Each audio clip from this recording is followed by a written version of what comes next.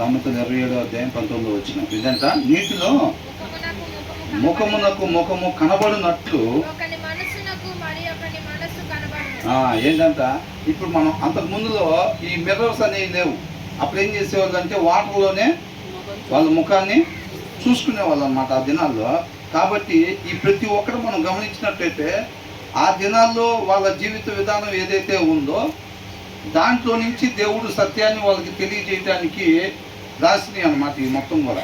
అర్థమవుతుందండి. వాళ్ళు వ్యవసాయం చేస్తే, గొర్రెలు కాస్తే, లేకపోతే అప్పుడు ఏదైతే వాడుకగా ఉందో దాంట్లో నుంచి వాళ్ళకి తేలికగా సత్యం అర్థమయ్యేటట్టుగా చెప్పారు. ఈ దినాల్లో కూడా అనేక మంది సేవకులు ఏం చేస్తూ ఉంటారు, మనకి ఇప్పుడు వాడుకగా ఏదైతే ఉంటాయో మన జీవిత విధానం, మనం వాడే కావచ్చు, మనం మాట్లాడే కావచ్చు, వీటిని ఎగ్జాంపుల్స్గా తీసుకొని సత్యాన్ని తొందరగా అర్థం అవటం కోసం, తేలిగ్గా అర్థం అవటం కోసం చెప్తూ ఉంటున్నారు. కాబట్టి ఇక్కడ ఏంటంటే నీళ్ళల్లో మన ముఖం చూసుకున్నప్పుడు అదొక మిర్రర్ లాగా మనకి చూపిస్తూ ఉండేది. అలా చూపించినప్పుడు మనం ఏం చేస్తాం, సరి చేసుకుంటాం. ఎక్కడెక్కడైతే సరి చేసుకోవాలో అక్కడెక్కడ మనం ఏం చేస్తాం, సరి చేసుకుంటూ ఉంటాం అన్నమాట. అందుకని అద్దం దగ్గరికి వెళ్ళేది. అవునా?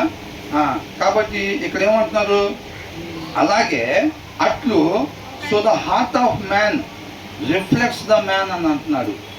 ఒక మనిషి హృదయం అంతా నిజంగా తను ఏంటి అనే దాన్ని చూపించిద్ది అని అంటున్నాడు.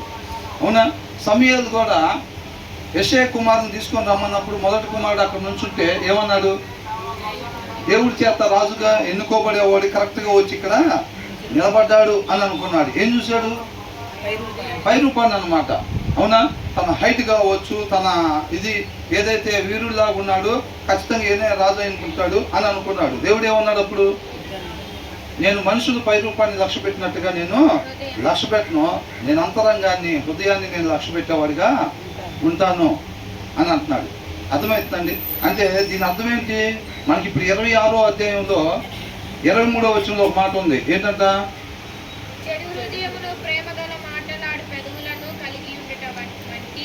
మంటి పెంకు మీద వెండిపోతతో సమానము. అది మనుషుల దగ్గర చేయొచ్చులే కానీ దేవుడి దగ్గర చేయలేము.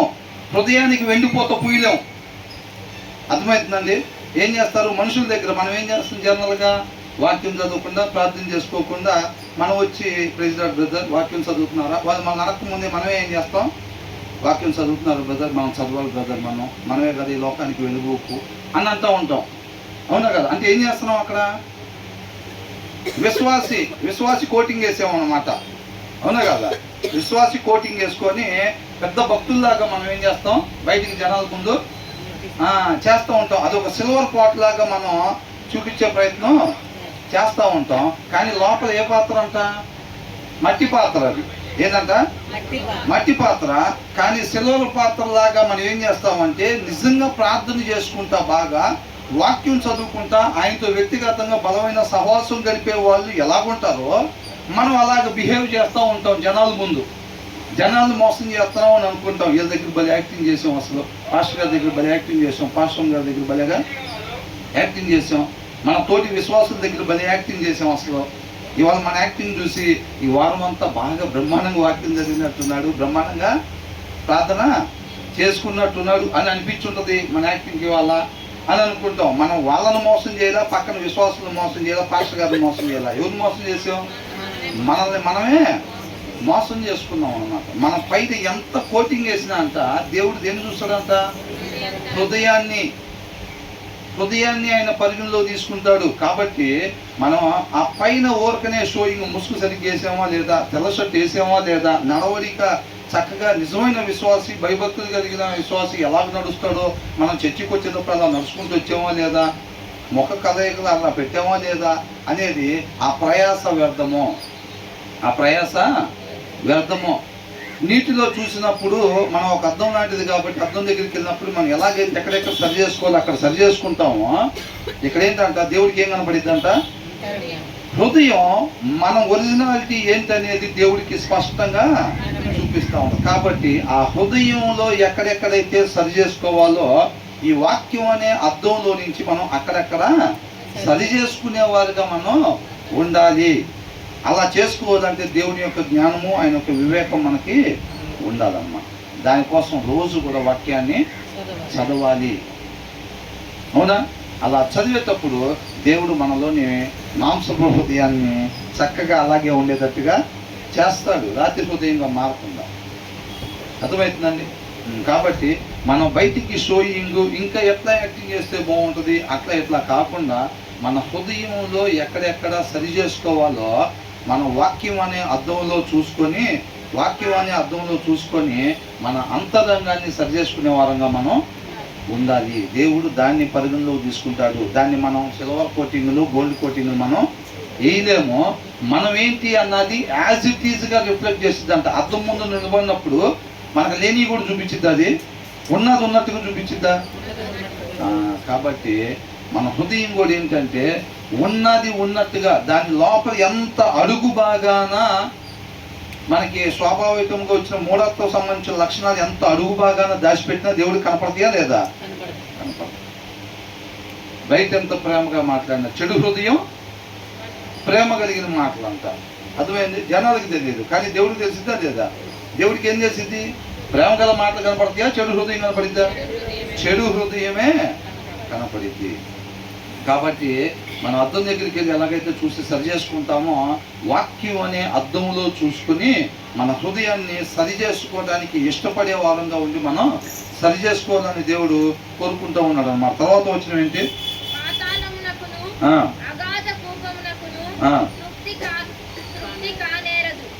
ఏంటంట? పాతాళమునకును అగాధ కోపమునకును తృప్తి కానేరదు, అలాగున నరుల దృష్టి కూడా అంట ఏమవుదంట? తృప్తి కానేరదు అని అంటున్నాడు. అర్థమవుతుందండి? Sheol and Abaddon are never satisfied అని అంటున్నాడు. షియోల్ అని అంటే మనుషులు చనిపోయిన తర్వాత తీర్పు దినం కోసం ఉంచే ప్రదేశము అని. ప్రతి ఒక్కరు అప్పటి నుంచి ఇప్పటి వరకు ఎంతమంది చనిపోయి ఉంటారండి? అవునా? మరి వాళ్ళందరినీ కూడా ఒక ప్రదేశంలో పెడుతున్నారుగా, రేపు తీర్పు దినం కోసం అని చెప్పి భద్రపరుస్తున్నారు కదా. మరి ఇంకా అనేక మంది చనిపోతూ ఉన్నారు కదా. మరి వీళ్ళందరూ కూడా పెట్టడానికి ఆ ప్లేస్ ఎలాగా? అవునా? అంత ప్లేస్ అంటే ఆ ప్లేస్ అంతా ఫుల్ అవ్వదంట. అది ఎంతమంది వచ్చినా కానీ సరిపోయేటట్టుగా ఆ ప్లేసు ఉండిద్ది అని అంటే. అబార్డాన్ అంటే అక్కడ బాటమ్లెస్ పిట్ అని, అంటే అడుగు లేకుండా ఉండే లోయ. ఇప్పుడు పాత్ర ఎంత ఉందనుకోండి, ఎంత ఉందంటే అంతవరకు అడుగు ఇక్కడ దాకా ఉంది కాబట్టి అంతవరకే దాంట్లో సామాను పట్టిద్ది. ఇంకా లోతుగా ఉందనుకోండి దాని అడుగు, ఇంకేమైంది? ఇంకా ఎక్కువ లోతు సామాను పడతాయి. అసలు దానికి అడుగే ఉండదంట. బాటమ్లెస్ పిట్ అని అంటే అడుగు లేకుండా ఉండే గొయ్యి. అసలు అడిగే లేకపోతే దాంట్లో ఎంత సామాను పట్టిద్ది? అసలు ఏం పట్టదు. ఒకటోసారి. రెండోది ఎంతైనా పట్టిద్ది. ఏంటంట? ఇప్పుడు అడిగి ఇక్కడ ఉందనుకోండి అంతవరకే పెట్టగలుగుతాం సామాను. అడిగి ఇంకా కొంచెం కిందకుంటే ఇంకా లోతుగా. ఇప్పుడు ఈ టేబుల్ అంత ఉందనుకోండి, అడుగు ఆ నేల దగ్గర ఉందనుకోండి, అడుగు ఎంత సామాను పెడతాం? చాలా సామాను పెడతాం. అసలు అడిగే లేదంట దానికి. అంటే ఎంత సామాను వేసినా ఏమవుతా ఉంది? వెళ్తానే ఉంటాయి అన్నమాట. ఎంత సామాన్ అయినా సరే వెళ్తానే ఉంటాయి. దానికి సాటిస్ఫాక్షన్ అనేది ఉండదు. అట్ ద సేమ్ టైము ఇక్కడ జాగ్రత్తగా వినాలండి. అది ఏం చేస్తూ ఉంటుందంటే అసలు నిందని దానిని నింపుకోవటానికి ప్రయత్నం చేస్తూ ఉండిద్దంట. ఏం చేసిద్ది? నింపుకోవటానికి ప్రయత్నం చేస్తూ ఉంది. అది నిండిద్దా? అది అసలు నిండదు. ఇందాక వచ్చిన ఏం చూసాం? అర్థంలో మన ముఖం చూపించుకుంటే ఎలా చూపించిద్దో మన హృదయం మనం దాయటానికి వీలు లేకుండా ఉన్నది ఉన్నట్టుగా స్పష్టంగా చూపించిద్ది. కాబట్టి మనం అంతరంగాన్ని సరి చేసుకునే వారం ఉండాలి, హృదయాన్ని సరి చేసుకునే వారంగా ఉన్నది. ఇక్కడ కూడా ఏమంటున్నాడంటే ఇది ఒక అడుగు లేకుండా ఉండే గొయ్యి అంట. దాంట్లో ఎంత వెళ్ళినా కానీ సామాను ఇంకా పడతానే ఉంటాయి. అంత మాత్రం అది ఏం చేసి కాముకుండకుండా ఏం చేసిద్ది? దాన్ని నింపుకోవటానికి, సాటిస్ఫై చేసుకోవటానికి చూస్తూ ఉంటుంది. అంటే ఏం చేయాలి? నింపాలంటే ఏం చేయాలి? రాని రాని అన్నంత ఉంటారు సామాన్ని. ఏం చేస్తారు? రాని ఇంకా ఇవ్వండి సామాను, ఇంకా పడతాయి అని చెప్పి దాన్ని నింపుకోవటానికి ప్రయత్నం చేస్తూ ఉండేది. కానీ నిండిద్ది? అది నిండదు. అట్లాగే మనిషి దృష్టి కూడా ఏంటంట, మన కంటికి కూడా ఏమనిపించింది? ఆ కింద వచ్చినలో ఉంది చూడండి. నరుల దృష్టి తృప్తి కానేరదు. అందుకని దాంతో పోల్చి చెప్పారనమాట. అర్థమవుతుందండి? మనం ఏమనుకుంటామంటే 2వ ఫ్లోర్లో కూర్చొని కాఫీ తాగుతుంటే ఏమనిపించింది, అదంతా మనం చూసుకున్న తర్వాత అబ్బా 18వ ఫ్లోర్లో అయితే ఇంకా ఎక్సలెంట్గా ఉంది, 2వ ఫ్లోర్లోనే ఎంత బాగుందంటే 18వ ఫ్లోర్లో అయితే ఇంకా ఎక్సలెంట్గా ఉంది. సరే 18వ ఫ్లోర్లో కూర్చోబెట్టాము అనుకోండి, ఏమనుకుంటారు, అది ఏంటంట 20లో అయితే ఇంకా బాగుంటుంది అనుకుంటా వ్యూ వస్తుంది, అవునా? సరే 20లో కూర్చోబెట్టారు అనుకోండి, 22లో అయితే అదిరిపోయేటట్టుంది ఇంకా, అవునా? తర్వాత అసలు దానికి ఎండింగ్ ఎక్కడ, ఇంకా ఎండింగ్ అనేది లేదు. అర్థమవుతుందండి? ఈ లోక సంబంధంగా ఉండే నీళ్ళు ఏంటంట, ఈ లోక సంబంధంగా ఉండే నీళ్లు తాగేవాడంట మరలా దప్పికుంటాడు. ఏంట నీళ్ళు? డబ్బు. ప్రసంగి గ్రంథంలో దేని కోసం అయితే మనిషి పరిగెడతాడు, సంతోషం కోసం, డబ్బు కోసం, పేరు కోసం, పదవుల కోసం, పలుకుబడి కోసం, హోదా కోసం, గౌరవం కోసం, వీటి కోసం మనిషి పరిగెడతా ఉంటాడు కదా. సత్యాన్ని వదిలిపెట్టి పరిగెత్తే దేనికి? ఈ లోకంలో ఏదో అపవాది మెరిపిస్తూ ఉంటాడు, దాన్ని పొందుకోవటం కోసం నీతి తప్పుతూ ఉంటారు, అవునా? ఈ లోకంలో కనిపించే ఏ నీళ్లు తాగినా కానీ మరలా మనిషి దప్పికొంటాడు. దాంట్లో సాటిస్ఫాక్షన్ ఉండదు, దాంట్లో తృప్తి ఉండదు. నేనిచ్చే నీళ్లు తాగేవాడు ఎన్నడూ కూడా దప్పికొన్నాడు అని అంటే satisfaction only in the Christ అన్నమాట. అర్థమైందండి? వాక్యమయ్యున్న దేవునిలోనే మనం తృప్తిపరచబడతాం తప్ప ఈ లోకంలో ఏది చూసినప్పటికీ కూడా వాటిలో ఏది పొందుకుందాం, ఒక 5 లక్షలు ఉంటే బాగుండు అని అనుకుంటాం. 5 వచ్చిన తర్వాత ఏమైంది? 10 వచ్చిన తర్వాత 15, 25, 50, కోటి, 5 కోట్లు. తర్వాత అడగండి ఒకసారి, ప్రపంచ కోటీశ్వరులను అడిగితే ఏమంటారు? నెక్స్ట్ ఇయర్ దీన్ని ఇంకా 3 రెట్లు చేయాలనేది టార్గెట్ పెట్టుకున్నాను. ఏంటంట 3 రెట్లు చేయాలని చెప్పి ఆయనే ప్రపంచంలో టాపు, ఆయన ఇంకా దాన్ని 3 రెట్లు నెక్స్ట్ ఈ టైం కింద చేయాలని చెప్పి టార్గెట్ పెట్టుకున్నారు. అర్థమవుతుందా? కాబట్టి ఈ లోకంలో అది డబ్బే కావచ్చు, పదవులే కావచ్చు, ఏదైనా. ఇప్పుడు ఒక వార్డు మెంబర్ అనుకోండి, ఏమనుకుంటాడు, నెక్స్ట్ ఎట్లాగైనా సరే ఎంపీటీసీకి వెళ్ళాలి, తర్వాత ఎమ్మెల్యే అవ్వాలి, కుదిరితే తర్వాత ఎంపీఓ మినిస్టర్ అవ్వాలి, ఇంకా అవకాశం ఉంటే ముఖ్యమంత్రి అవ్వాలి, ఇంకా అవకాశం ఉంటే ప్రధానమంత్రి అవ్వాలి, ఇంకా అవకాశం ఉంటే మరలా నేనే ప్రధానమంత్రి కావాలి, ఇంకా అవకాశం ఉంటే మరలా నేనే ప్రధానమంత్రి అవ్వాలి, ఇంకా అవకాశం ఉంటే తృప్తి ఎక్కడ? ఆటిలో లేదు. అది పదవులే కావచ్చు, డబ్బే కావచ్చు, అర్థమవుతుందండి? ఏదైనా కానీ వీటిలో తృప్తి లేదు. తృప్తి కేవలం ఎక్కడ ఉంటుందంట? దేవుని వాక్యంలోనే ఉంటుంది. ఒక అరగంట సేపు సీరియల్ చూస్తే తృప్తి పడతామా? 1 డజన్ అబద్ధాలు ఆడితే 1 డజన్ పరిచయాలు కొనిపించారు అనుకోండి, తృప్తి పడతామా? ఆ 2 కథలు కూడా ఉంటే బాగుండేది. కౌచెస్నెస్ అంటారు, అంటే మిగతా వాళ్ళకు ఉన్నది మన దగ్గర లేనిది. మన కాడ 10 ఉన్నా సరే, 12 ఉన్నా వేరే దగ్గర 2 ఉన్నాయి, ఆ 2 కథలు మన దగ్గర లేవు అనుకోండి, ఏమనిపించింది? అసలు ఏం లేని లెక్కనే ఉంటుంది వ్యవహారం. 12 కలర్లు ఉన్నా సరే అవతల వాళ్ళ దగ్గర మన దగ్గర లేని 2 ఉన్నాయి అనుకో, ఆ దగ్గర ఉంది ఆ 2 అయినా ఏం కావాలనుకుంటాం? ఆ 2 కలర్లు కూడా ఎట్లాగైనా ఉంటే బాగుండు. అవతల వాళ్ళ దగ్గర ఉన్నది మన దగ్గర లేని దాన్ని చూసి మనం అట్లాగా అనుకుంటూ ఉంటాం అన్నమాట. అర్థమవుతుందండి? కాబట్టి మనం కంటిని సాటిస్ఫై చేద్దామని చూస్తే ఆ ప్రయాస వ్యర్థమో. ఒకరోజు ఎండ్ అనేది పడింది, సాటిస్ఫాక్షన్ వచ్చిందా? రాదు. అర్థమవుతుందండి? అదే ప్రసంగి గ్రంథంలో రాశారు, మనం వినేదానికి కూడా, మనం చూసేదానికి కావచ్చు, వినేదానికి కావచ్చు, సాటిస్ఫాక్షన్ అనేది మనం ఇవ్వలేము ఇక్కడ. కాబట్టి క్రీస్తులోనే, క్రీస్తు మాత్రమే మనకి సాటిస్ఫాక్షన్ ఇస్తాడు. మన హృదయంలో, మన రాతి హృదయాన్ని తీసి మాంసపు హృదయం ఆయనే పెడతాడు. ఆయన ఆజ్ఞలు గైకొనేటట్టుగా ఆయనే మనల్ని నడిపిస్తాడు అన్నమాట. అర్థమవుతుందండి? కాబట్టి ఏంటంటే పాతాళము అగాధ కోపమును తృప్తి కానేరదు. కాబట్టి కంటిని సాటిస్ఫై చేద్దామని చెప్పి, చెవుల్ని సాటిస్ఫై చేద్దాం, వినే విషయాలు. ఎస్ మీ అబ్బాయికి ప్రమోషన్ వచ్చింది, ఎస్ మీ అబ్బాయికి సంబంధం గురించి, ఎస్ అంతటితో ఏం సాటిస్ఫై అవ్వదు చెవు, అంతటితో సాటిస్ఫై అవ్వదు కన్ను, అవునా? కాబట్టి సాటిస్ఫాక్షన్ అనేది కేవలం వాక్యమైన దేవునిలోనే ఉంది. కాబట్టి మన చూపు దాని వైపు మాత్రమే ఉంచే వారంగా మనం ఉండాలన్నమాట. అవునా? మన హృదయం ఏం చేసిద్దంట?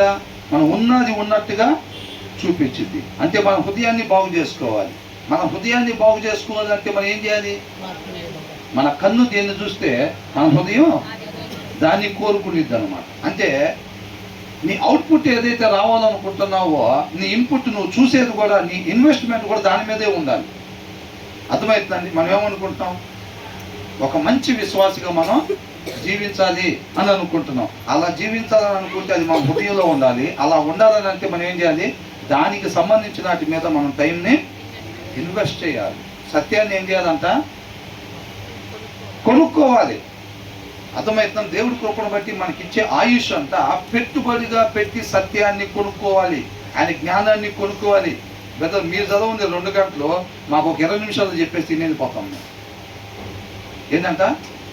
Time invest. మాకు టైం లేదు బ్రదర్, మీరు చదవండి 2 గంటలు, మేము ఒక 20 నిమిషాలు చెప్పేసి వెళ్ళిపోతాం. కాదు లేదు మమ్మల్ని కూడా చదవమంటే వేరే చోటుకి వెళ్తాం. ఏం చేస్తాం? మీరు కూడా, మనం కూడా కొనుక్కోవాలి, సత్యాన్ని కొనుక్కోవాలి, ఆయన జ్ఞానాన్ని కొనుక్కోవాలి. జ్ఞానం ఎక్కడి నుంచి వచ్చిందంట? ఆయన నోట నుంచి వచ్చే వాక్యంలో నుంచి వచ్చింది అనమాట. ఆ వాక్యాన్ని మనం చదవకపోతే దేవుడి జ్ఞానం ఉండదు. ఆ జ్ఞానం, వివేకం, ఆలోచన, బలము, ఆయన ఎందుకు భయభక్తులు కలిగి ఉండేది లేకపోతే మరలా మనం మరణానికే గురయ్యే వాళ్ళంగా ఉంటాము. కాబట్టి క్రీస్తులోనే మన సాటిస్ఫాక్షన్ ఉంది తప్ప మనకు వేరే దగ్గర ఎక్కడ కూడా లేదు. తర్వాత ఏమంటున్నారు?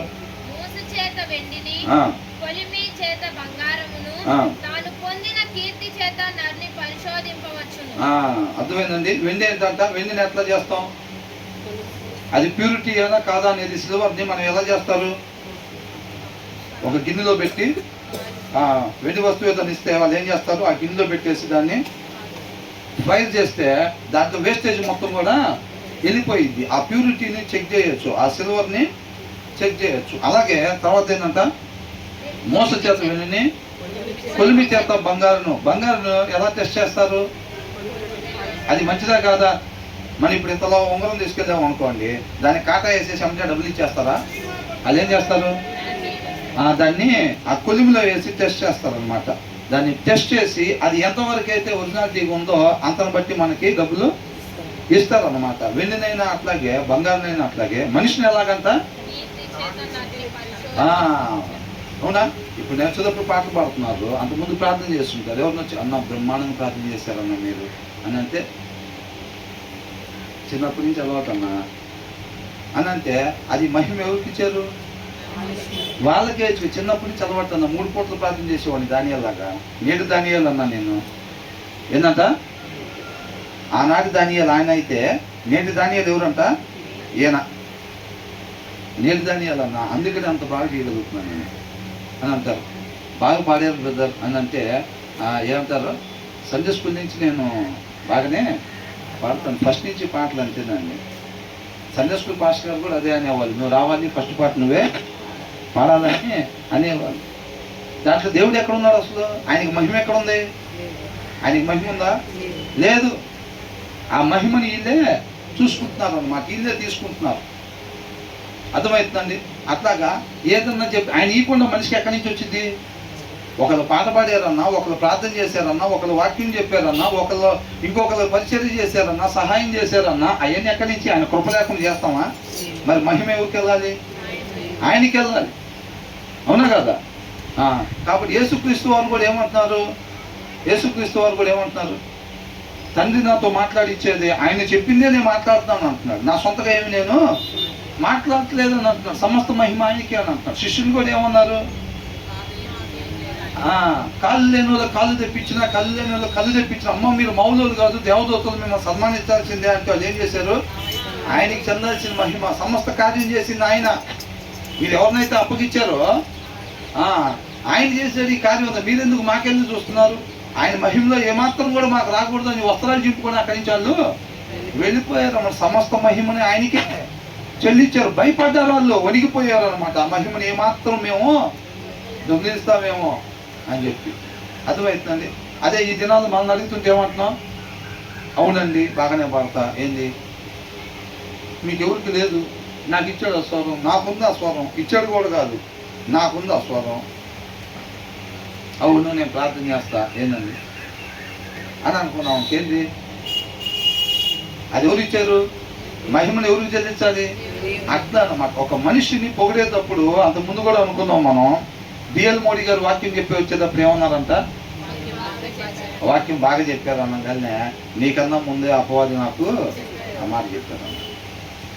అర్థమవుతుందండి. అంటే ఎలా తీసుకున్నారు? ఆ మహిమను ఎవరికి ఇచ్చాడు? సమస్త మహిమ దేవుడికి ఇచ్చాడు అనమాట. ఆయన లేకుండా నేను అక్కడ పోయి నుంచోలేను. ఆయన కృపను బట్టి నిలబెట్టాడు అక్కడ.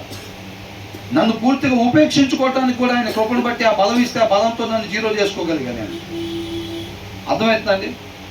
ఆయన కృపను బట్టి నా జీవితం మీద అధికారం తీసుకుని చక్కగా ఆయన నామాన్ని మహింపరుచుకున్నాడు అని చెప్పి చెప్తారన్నమాట. దానిని బట్టి అంటే హ్యూమిలిటీ, మనం తగ్గించుకుంటున్నామా, పూర్తిగా జీరో చేసుకుంటున్నామా లేదా అనేది అక్కడ అన్నమాట. ఒక మనిషిని ఎలాగంట పరీక్షించేది? కాబట్టి మనల్ని పూర్తిగా జీరో చేసుకోవాలి. అవునా? కొత్తగా జన్మించినప్పుడు మనం తీసుకున్న తీర్మానం ఏంటి? ఇక మీదట నా కొరకు కాకుండా మనందరి కొరకు చనిపోయి తిరిగి లేచిన ఆయన కొరకు మాత్రమే అని అంటే ఇక ఈయన కూడా ఉంటాడు అక్కడ. ఇక ఈయన ఉన్నాడు, ఏం జీరో. ఎవరుంటారు అక్కడ? సమస్తం దాని ఎందుకు జీవిస్తుంది ఇంకా క్రీస్తే అని అంటున్నారు. మనకెందుకు చెప్పారు? మనం కూడా అలాగా ఉండాలి అని. అర్థమవుతుందండి. కాబట్టి ఎక్కడ జనాల ముందు కాదు, లోపల మాత్రం పొంగిపోతా ఉబ్బిపోయి పాలు ఎలాగైతే వేడి పెడితే పైకి వస్తాయో, భలే పాడారన్నా, భలే ప్రార్థన చేశారన్నా అని అనగానే ఏంటి, లోపల మాత్రం పాలు పొంగినట్టు కింద పొంగిపోయి బయటికి మాత్రం అంతా ఆయనకే మహిమండి, నాదేనండి. రెండు రకాలు ఉంటారు. ఉంటారా ఉండరా? లోపల పొంగిపోతారు, బయటికి ఏమంటారు? ఇంటికి వెళ్ళిన తర్వాత భోజనం చేయండి. ఇంకేం భోజనం ఆల్రెడీ అక్కడ చేసి వచ్చా. ఎక్కడ వాళ్ళ మాట అన్నప్పుడే భోజనం అయిపోయింది, అక్కడే కడుపు నిండిపోయింది. బయటికి మాత్రం మనదే ఉందండి అని అంటారు. దేవుడు దేని పరిగణలో తీసుకుంటాడు? హృదయాన్నే. నువ్వు లోపల హృదయంలో పొంగిపోయావు చూసావా, ఆ పొంగిపోయిన దాన్ని దేవుడు పరిగణలో తీసుకుంటాడు. ఇక్కడ కోటింగ్ లేలేవు మనం దేవుడి దగ్గర. ఆ ప్రయాస వ్యర్థం. అర్థమవుతుందండి. ఆ జ్ఞానం మనకు రావాలన్నమాట. ఒరే ఆ ప్రయాస వ్యర్థమో. కాబట్టి మన హృదయంలో సరి చేసుకోవాల్సిన దాన్ని వాక్యం అనే అర్థంలో చూసుకొని మనం సరి చేసుకుంటే మనం మేలుని పొందుకునే వారంగా ఉంటాము అనేది మనం జాగ్రత్తగా చూసుకోవాలన్నమాట. కాబట్టి మనం దాన్ని బట్టి కూడా మనకు అర్థమైపోతూ ఉంటుంది. ఎవరన్నా అలాగ అన్నప్పుడు మన అంతరంగంలో ఎలాగుందో మనకు తెలిసిద్దా లేదా? తెలిసిద్దా లేదా? మనకు తెలిసిద్ది ఖచ్చితంగా. దాంట్లో మనం బూస్ట్ అవుతున్నామా, లేకపోతే సమస్త మహిమ ఆయనకే చెల్లించే వారంగా ఉంటున్నామా? అంతరంగంలో కేవలం ఆయన కృపే. ఆయన కృప లేకుండా నేను లేను. ఏదన్నా జరిగింది నా ద్వారా అని అంటే సమస్తం ఆయన చేసింది, సమస్త మహిమ ఆయనకే, ఇక వేరేదేమీ లేదు. అంతరంగంలో అలాగా ఉండాలి అని అంటున్నాడు. అర్థమవుతుందండి. ఒక మనిషి అలాగ పరీక్షించవచ్చు అని చెప్పారు. మనకెందుకు చెప్తున్నారు అంటే మనం బాగుపడతారు, బాగా ప్రార్థన చేస్తారు, బాగా వాక్యం చెప్తారు అనగానే ఇట్లా గర్వం పెంచుకోవటానికి చెప్పారా?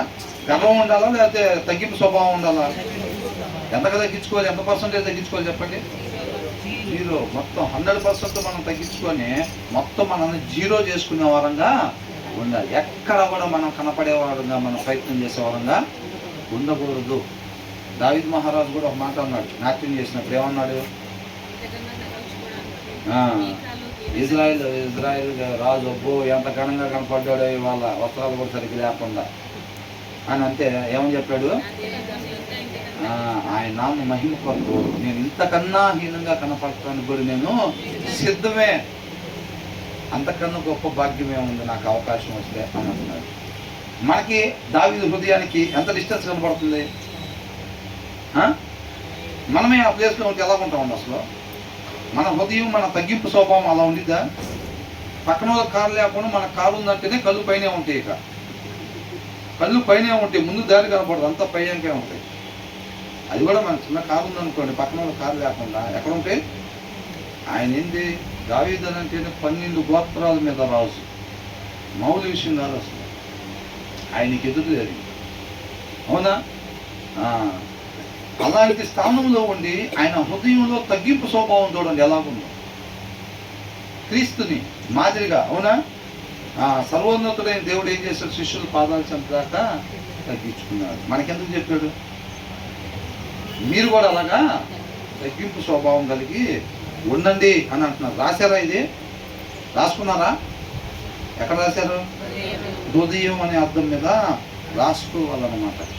అదే మనల్ని బ్రతికించేది. ఆ సారాంశమే మనల్ని మరణంలో నుంచి విడుదలని దయచేసేది అని అంటున్నాడు, అవునా? 19వ వచనంలో ఏం చూసాం?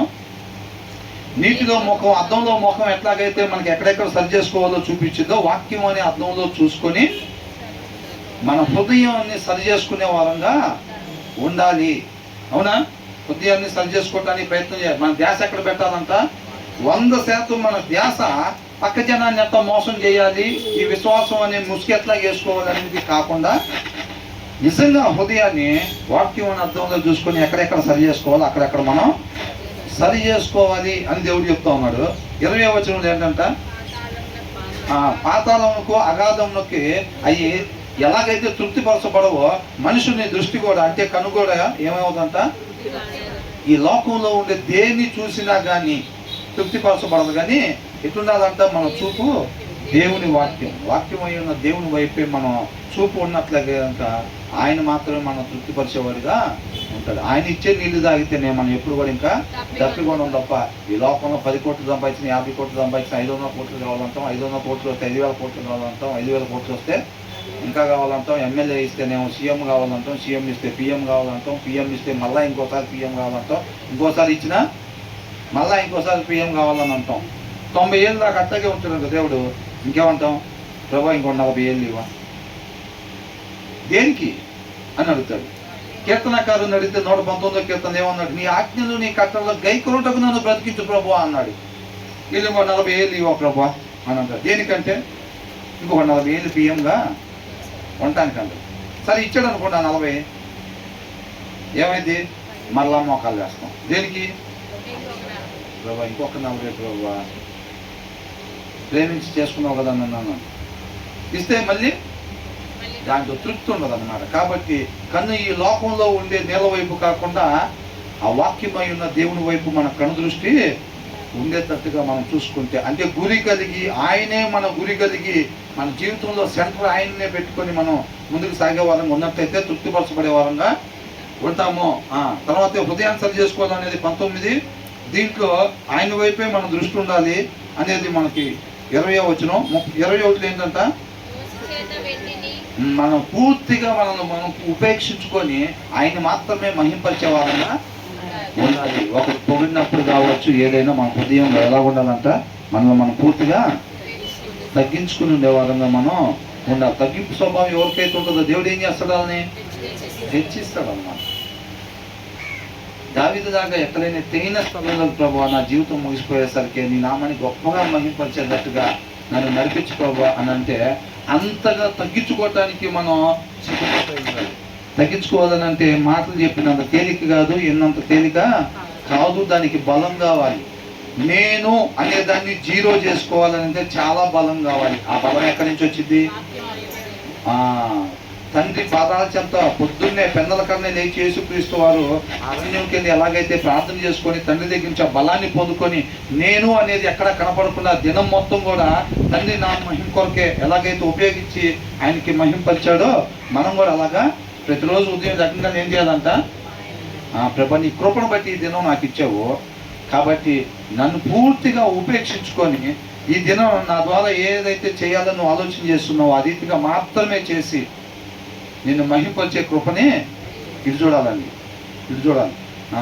ఆ రీతిగా మాత్రమే ఆ దినాన్ని ఉపయోగించి నీ నామాన్ని మహింపరిచే కృపను దయచేయమని చెప్పి ఆయన కృపను బట్టి మనకిచ్చిన ఈ దినం ఆయన పాదాల చెంతనే ఉంచి ఏం చేయాలి? మనం డేని స్టార్ట్ చేయాలన్నమాట. అప్పుడు అపవాది కూడా డే స్టార్ట్ అవుతుంది. ఇక నిద్రలో లెగుస్తున్నారు అనగానే మంచి మంచి బాణాలు, మంచి మంచి వలలు రెడీ చేసి పెట్టుకుంటాడు.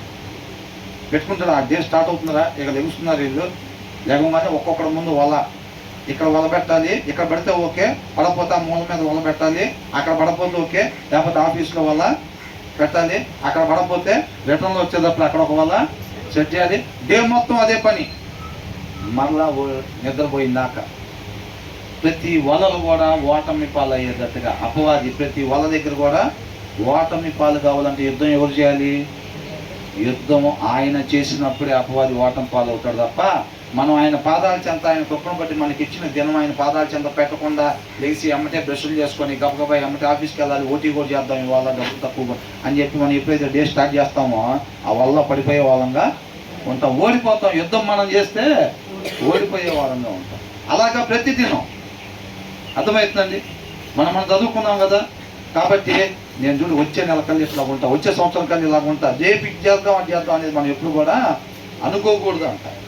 అర్థమవుతుంది? మన చేతులు ఏమీ లేదు. ఆయన కృపను బట్టి రేపనే దినం మళ్ళీ మనకి ఇచ్చాడు అనుకో, సజీవులుగా లేపాడు అనుకో, మనం చేసిన ఫస్ట్ పని ఏంటి?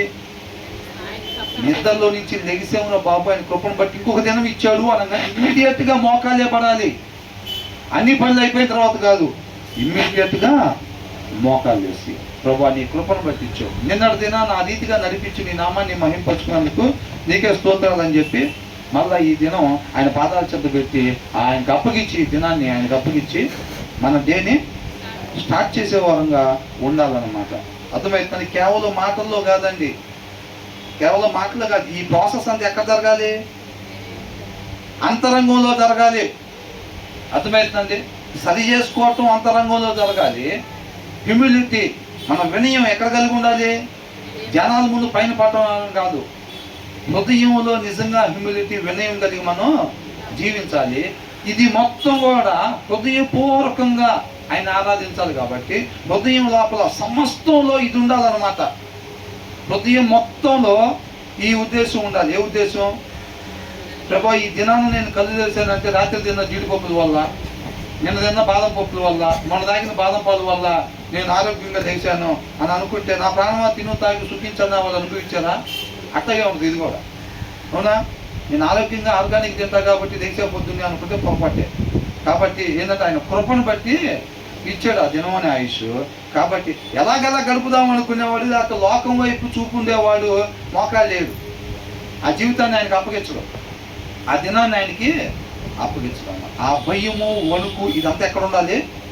అంతరంగంలో ఉండాలన్నమాట. అర్థమవుతుందండి? మన అంతరంగంతో ఆయనకి కనెక్షన్ ఉండాలి. పైన పైన ఊరికనే కాదు అది అంటున్నాడు 21వ వచనంలో. తర్వాత ఏమంటున్నారు?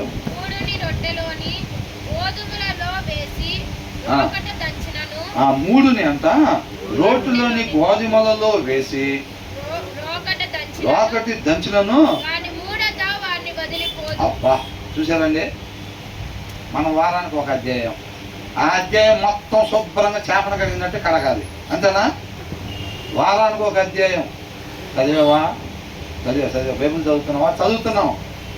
ఎప్పుడైనా అడగలేదుగా, ఎంతసేపు అని అడగలేదుగా. వాక్యం చదువుతున్నారా అన్నాడు, చదువుతున్నాం అని చెప్పాము. ఎప్పుడెప్పుడు? నెలకు ఒక అధ్యాయం, లేకపోతే వారానికి ఒక అధ్యాయం, కుదిరితే రోజుకి ఒక అధ్యాయం, రోజుకి ఒక అధ్యాయం. అవునా? రోజుకి ఒక అధ్యాయం చదివితే ఏమైంది? ఆ స్వాభావికంగా వచ్చిన మూఢత్వం మొత్తం పోవాలని అనుకుంటా ఒక అధ్యాయంతో పోయిద్దా? పోదు. కాబట్టి ఇక్కడ ఏమంటున్నాడు? మూడుని రోట్లో గోధుమల్లో వేసి దంచులను వాడు మూడతా. మరి ఎలా పోయిద్ది? మరి గోధుమల్లో పెట్టి మనం కష్టపడి దంచుతూ ఉంటాం, కష్టపడి దంచినా అంట ఆ మూఢత్వం పోదు. కేవలం మన కష్టంతో మూర్ఖుణ్ణి మనం వివేకవంతుడుగా మార్చలేము. అంటే అక్కడ ఇంకేదో కావాలి. ఏం కావాలి? వాక్యమై ఉన్న దేవుడు జోక్యం కావాలి. కార్యము జరిగించేవాడు ఆయన. అందరూ ఆయన దగ్గరికి వెళ్ళిపోతున్నారు అంటే శిష్యులు ఏమని చెప్తున్నారు? నేనెవరు, ఆయన ఎవరు, పౌలు ఎవరు, అపోలో ఎవరు? ఏమంటున్నారు? ఒకళ్ళు పాదులు తీసేవాళ్ళు అయితే ఒకళ్ళు నీళ్లు పోసేవాళ్ళు. జీవం ఇచ్చేవాళ్ళు ఎవరంట? జీవం ఇచ్చేవాడు ఆయన. అవునా? కాబట్టి ఏమంటున్నాడు ఇక్కడ? వచ్చే నెల కల్లా వాడిని మారుస్తా చూడు, వచ్చే సంవత్సరం కదా ఈయన మారుస్తా చూడు, ఈ కార్యం మొత్తాన్ని మారుస్తా, నువ్వెవరు మారుతావు, నీ చేతులు ఏమి లేదని చెప్తున్నాడు ఈ వచనం ద్వారా. నీ చేతులు ఏమీ లేదు, కార్యం చేసేవాడు ఆయన. అర్థమవుతుందండి? మనం చక్కగా దాంట్లో ఏదైతే ఉందో అది చెప్పాలి, మన జీవిత విధానం ద్వారా వాళ్ళకి కనపరచాలి. ఆయన పాదాల చెంత పెట్టి విజ్ఞాపన చేయాలి. అంతవరకే కార్యం చేసేవాడు ఆయన. ఆ మూర్ఖునిలోని మూఢత్వం పోవాలనంటే రాతి హృదయాన్ని తీసి మాంసపు హృదయం పెట్టేది ఎవరంట? దేవుడు పెడతాడు. ఇక ఏ మనిషి కూడా చేయలేడు. ఆయన నెలకలే మారుస్తా, సంవత్సరానికలే మారుస్తా, ఏదని మారుస్తా, వాళ్ళని మారుస్తా, నేను మౌలుని కాదు, అభిషేకం మౌలు లేదు, ఇవన్నీ ఉట్టి మాటలే. అర్థమవుతుందండి? తండ్రి చేత ఆకర్షింపబడకపోతే ఎవరు కూడా కుమారుడి దగ్గరికి రాలేరు. ఎవరు ఆకర్షించాలంట? నువ్వు నేను ఆకర్షించాలా? అది. కాబట్టి మన జీవిత విధానం ద్వారా వాళ్ళకి సత్యాన్ని చెప్పాలి. ఆ రీతిగా వాళ్ళు మార్పు చెంది ఏ ఆత్మ కూడా నశించుకోవడానికి ఇష్టం లేదు కాబట్టి, ఆయనలో నాటబడి ఉండే మనం కూడా ఏ ఒక్క ఆత్మ కూడా నశించుకోవడం ఇష్టం లేదు కాబట్టి, ఎవరెవరైతే కొద్దిగా వాక్యానికి వేరుగా నడుచుకుంటాం. మూర్ఖులంటే ఎలాగుంటారు? వాక్యానికి వేరుగా ఉంటారు అంతే. మనలాగా షర్టు ప్యాంట్ వేసుకుంటారు, నీట్గా శారీ పెట్టుకుని డ్రెస్సులు వేసుకొని ఉంటారు, వాక్యం చదవకుండా ఉంటారు అంతే. స్వాభావికంగా వచ్చిన మూఢత్వం నుంచి తన హృదయాన్ని నడుపుకుంటూ ఉంటారు అంతే వాళ్ళు చేసే పని. అర్థమవుతుందండి? వాళ్ళనే మూర్ఖులు అంటున్నారు. ఒకవేళ మనం కూడా అట్లా ఉంటే మనమే మూర్ఖులు అన్నమాట. అలా ఉండొద్దు అని చెప్తున్నారు అన్నమాట. అర్థమవుతుందండి? కాబట్టి మనం ఆయన పాదాల చెంత పెట్టేవారు ఉన్నారు. ఎవరైతే వాక్యానికి విరుద్ధంగా జీవిస్తున్నారో, ఎవరి జీవితాల్లో అలా కనపడిందో, అది మన చుట్టాల్లో కావచ్చు, బయట వాళ్ళలో కావచ్చు, వేరే క్లాస్లో కావచ్చు, ఎవరిలో అయినా సరే ఏం చేయాలంట? సత్యమైంది ఏదో మన జీవిత విధానం ద్వారా వాళ్ళకి కనపరుస్తూ ఆయన కృపను బట్టి అవకాశం ఇచ్చినప్పుడు చెప్తా దేవుని పాదాల చెంత పెట్టినట్టయితే కార్యం ఆయన జరిగిస్తాడని. దానికి ఓర్పు సహనం మనకి ఉండాలి. 10 రోజులు టార్గెట్ పెట్టి ఆయన ముందు 10 రోజులు టార్గెట్ పెట్టి, ప్రభా 10 దినాలు నీ పాదాల చెంత పెడుతున్నావు ప్రభా, మూర్ఖుడు మారిపోవాలి. అట్లా దేవుడి దగ్గరికి వస్తే మారుస్తాడా? ఆయన కాదు, ఫస్ట్ నువ్వు మారాలి. కాబట్టి ఖచ్చితంగా ఒకవేళ ఆయన కార్యం చేయాలని అనుకున్నా 10 రోజుల లోపలైతే చేయడు. ఎందుకని? 10 రోజుల లోపల చేస్తే నువ్వు మారవు, ముందు నువ్వు మార్చుకోవాల్సింది ఉంది ఇక్కడ. అవునండి? ఆయన పాదాల చెంత పెట్టడం వరకే మన పని తప్ప డేట్లు పెట్టే కార్యక్రమం అంది కాదు. ఆయన మార్చాలనుకుంటే మారుస్తాడు, లేకపోతే లేదు. అర్థమవుతుంది? కాబట్టి ఇక్కడ ఏమని అంటున్నాడు? 3ని రోట్లోని గోధుమల్లో వేసి రోకడ దంచినను. దేవుడు మాత్రమే మన మాంసపు హృదయాన్ని పెట్టి ఆయన ఆత్మని మనలో ఉంచి వాక్యానుసారంగా ఉండేటట్టుగా చేస్తాను అని అంటున్నాడు అన్నమాట. అది ఆయన చేసే కార్యం కాబట్టి ప్రతి ఒక్కరం కూడా మనం ఆయన్ని ఆశ్రయించే వారంగా మనం ఉండాలి అని అంటున్నాడు అనమాట. కాబట్టి ఇంతవరకు ముగిద్దామండి. మిగతాది తర్వాత మళ్ళీ మనం ధ్యానం చేసుకుందాం. దేవునికి మహిమ కలుగుతాం.